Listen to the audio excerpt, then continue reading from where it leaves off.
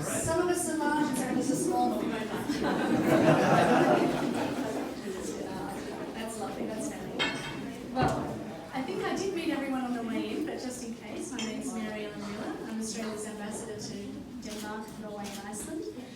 Welcome to my residence and to our reception today. I'm delighted to be co-hosting with my colleagues from the United Kingdom, Canada and the United States. We are really pleased that so many of you could make it here today. We're very glad to see you here. Just a few comments from me. Pride Week, of course, is such an important week in Copenhagen and all over the world, and it's a very much a celebration and a reflection on the issues faced by lesbian, gay, bisexual, transgender and intersex people. And it's very much also about recognising the struggles and discrimination that LGBTI people have had to overcome. So, you know, a celebration, but also a continuation of the struggle for a continuing inclusivity of society. And I think that's something that we always have to remember while we're celebrating Pride. It's also a recognition of the serious intent of this week. Last year, Sydney's Pride equivalent, the Gay Lesbian Mardi Gras, celebrated its 40th anniversary, and it was also the first Mardi Gras that followed the passage of same-sex marriage legislation in Australia. So it really was a huge celebration for us last year, very important in showing how far that we had come over 40 years. The Sydney Gay and Lesbian Mardi Gras March started in Australia in 1978 as a small group of protesters formed to contribute to international gay celebrations. At that time, they were met with a very heavy-handed response, police response, violence and arrests. It was a very not a celebration at the end of that march, I can assure you. Protests ensued, as did further arrests, but from that day, support and their perseverance and determination to seek changes to Australia's legislation happened, and for that, you know, Australia has become a very different place than 40 years ago, and we recognise those people who were the first participants as really setting a major civil rights milestone for Australia and making sure that things changed. And we have somebody who was present at that very first march in 1978 with us today, Robin Kennedy, so I'd just like to acknowledge Robin here today because that is such an important event in Australia's LGBTI rights progress. Australia is still a very strong, has become a very strong advocate for human rights and against violence and discrimination for LGBTI people, along with Denmark, we're members of the UN Human Rights Council. We see the protection of LGBTI rights as a pillar of our membership of the Council, and we've been very supportive of the UN's independent expert on violence and discrimination based on sexual orientation and gender identity. So this is something that really is a big part of our membership of that HRC. And we continue, and we regularly deliver, and we continue to deliver statements on these issues in the HRC and in the UN General Assembly. Together with Canada, Denmark, the UK, the US, Chile and Argentina, who also is represented here today, thank you, Ambassador. We are proud members of the Equal Rights Coalition, and through that we also work for the protection of LGBTI human rights. Of course, we do a lot, while we do a lot internationally, we have to recognise that there's always work to be done domestically in Australia, as everywhere. We have to address those domestic issues, and regrettably, LGBTI people in Australia, like elsewhere I'm sure, are still affected by multi-layered discrimination and marginalisation and stigma. And these are issues they have to deal with on top of the normal life difficulties that we all experience, issues related specific to their sexuality, and this is not good enough and things that we have to address. And we know that LGBTI people are much more vulnerable to mental health conditions and increased risk of suicide, and that's something that our government is committed to addressing with a range of programs and supports. One, for example, is a program called Mind Out, which is really about building the capacity of mental health and suicide prevention providers to address the specific issues of LGBTI people. So early intervention like that is critical and must be continue to be focused on. So I just mentioned that to say, of course, Pride is a celebration and we want it to be that way, but we also want to always recognise that the job is not done and we must continue to support the advocacy that people in this room are doing so effectively to ensure LGBTI rights are progressed and advanced. And finally, I'd just like to congratulate Copenhagen Pride on winning the rights to host World Pride in 2021. What an amazing event that's going to be, along with Malmo, who's also has some representation here. Thank you very much for coming too. And also you'll be hosting the Euro Games 2021, which sounds like an absolutely fabulous event. And of course, I'm delighted to note that the Sydney Gay and Lesbian Mardi Gras are also bidding for Pride in World Pride in 2023. And if they were to be successful, that would be the first time that event is held in the Southern Hemisphere. And I think the representation of the Asia Pacific region is critical, particularly in LGBTI issues. And I think that's something that Sydney can bring to the table. But I do note that we have very strong competition in our... and so all I can say is good luck to all the cities. May the best city win. So on that note, I will ask my colleague from the UK to say a few words. As we do not have a candidate, in 2023 I can genuinely say it when the best city win, but there we go. The challenge for ambassadors today is not to have the same thing said 4 times in a row. I often introduce my remarks by saying I'm a middle-aged man in a grey suit who says things that people immediately forget on occasions such as these, and quite often people say, who was that middle-aged man in a grey suit?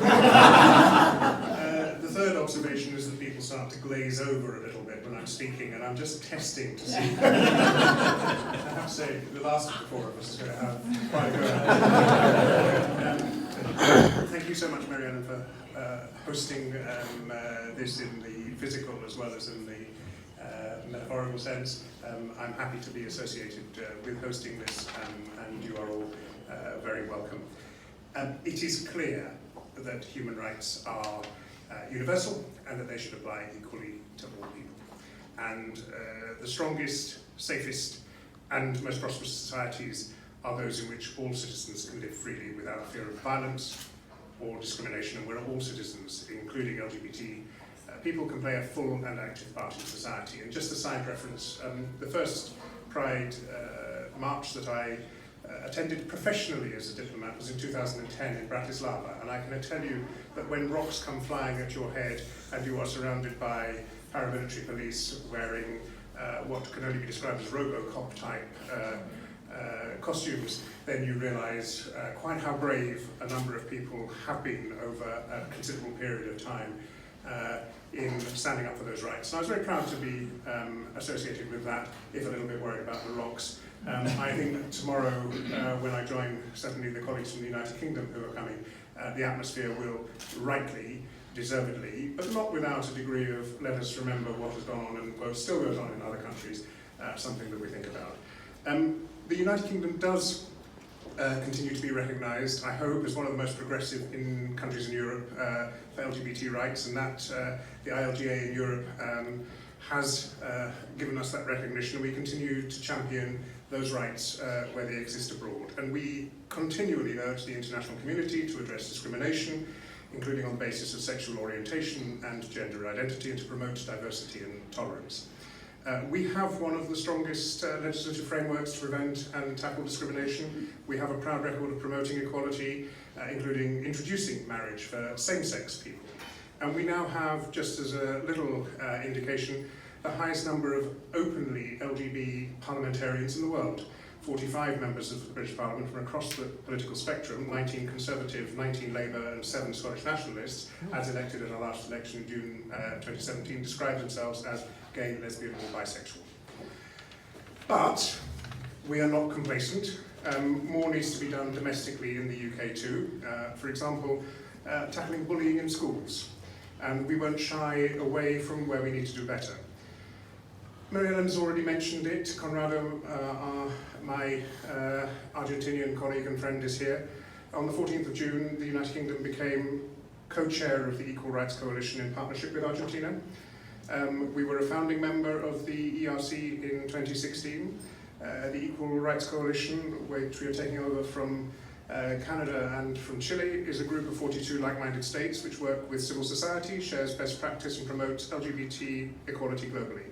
And we have plans for our 2-year tenure, which include the delivery of a refreshed ERC strategy and action plan to re-energise the ERC, and we'll be hosting an international LGBT rights conference in London in May 2020.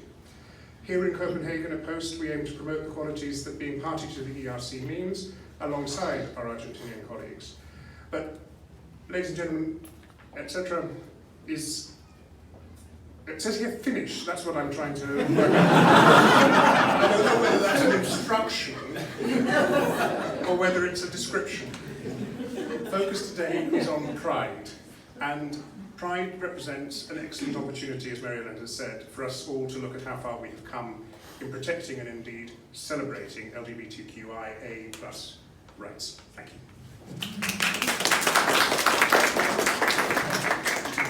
So third in line, I will try not, well, I'm definitely not a middle-aged man in a race. I guess I have that going.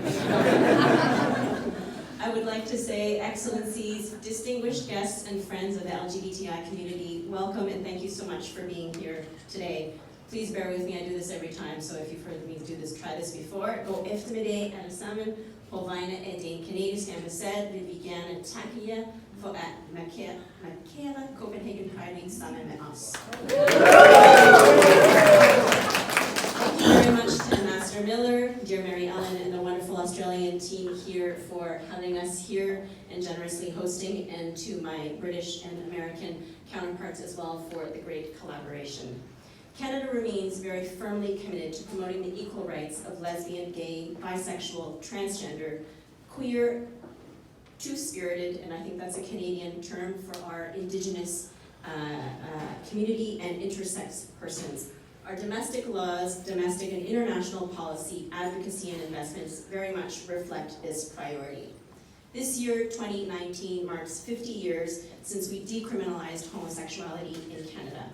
Canada has been an early defender and ongoing strong advocate for LGBTQ2 rights ever since, but as was described earlier, it remains very much an ongoing struggle and an important effort, both domestically and internationally, to make sure that the advocacy and the action continues. Just a few examples. In 1992, so 27 years ago, we lifted all restrictions for homosexuals in the Canadian military. So today, LGBTQ2 Canadians are serving proudly in the Canadian Armed Forces. We have had anti-discrimination legislation in place since 1971, but it wasn't until '96 that sexual orientation was specifically identified as a prohibited grounds for discrimination. In 2005, at the federal level, and most of our provinces already recognize same-sex marriage, but in 2005, Canada recognized same-sex marriage at the state level, and we became the 4th country in the world to do so. More recently, a year and a half ago, the Prime Minister apologized for past federal legislation and policies that facilitated discrimination against the LGBTQ community, and allocated $110 million in compensation for public servants that were discriminated on that basis in the past. Internationally, Canada remains also very firmly supportive and active in advancing LGBTI rights around the world, as was mentioned certainly in the UN Human Rights Council, with Denmark and everyone around this table very active in advancing, and very pleased to see the mandate renewed for the independent expert on the protection against violence and discrimination against sexual orientation and gender equality, gender identity, and also members of the Equal Rights Coalition that was mentioned earlier. We were very pleased to be co-chair of that for 2 years alongside with Chile. We hosted the global conference just last year, and we were very pleased also to welcome Denmark as a member of the Equal Rights Coalition during our tenure last year. Earlier this year, we announced $30 million in dedicated funding and $10 million per year ongoing to focus on advancing the human rights and social economic outcomes for LGBTI persons in developing countries. All this to say, it remains a very core priority for us, but I'd also like to flag I think that LGBTI rights and promotion is very dear to many Canadians. When I asked my team just to list where we've had Pride events and Pride parades, it was everywhere from all of the big cities that you probably have heard of to very small communities. And I think that that speaks to the level of investment and the level of interest and support for LGBTI rights around the world. And as mentioned, wink wink, Canada is one of the countries. Montreal, la très belle ville de Montréal au Québec, is bidding to be the 2023 World Pride host. Be the best city win. But thank you so much for being here. I've had a wonderful time meeting some of you. I hope to meet a number of you as well, just to hear about your organizations, what you're doing, what your activities are. And also I'm just very keen to hear if there are any ways that we can collaborate together also as embassies with your organizations to advance the LGBTI agenda. Thank you so much.